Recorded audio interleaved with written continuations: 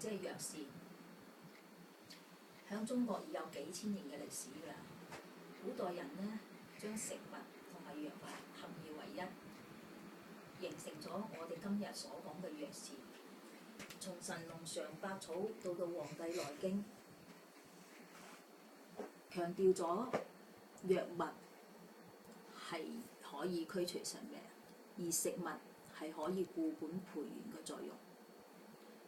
亦都指出咗人以食為本，大自然給予我哋嘅五氣，大地農作物給予我哋嘅五味。五味入於口，儲藏於脾胃。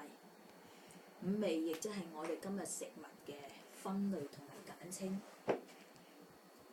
藥膳係中醫學嘅一部分。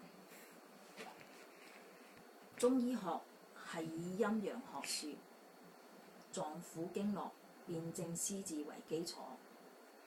中醫嘅方劑學有佢嘅組方原則同埋藥物，同樣食物亦都有佢嘅選性同埋性能嘅組合。藥膳嘅功能係以食物嘅偏性嚟矯正臟腑功能嘅偏性，使佢恢復咗正常嘅機能狀態。一般寒性同埋涼性嘅食物，譬如好似綠豆啦、黃瓜、絲瓜啦。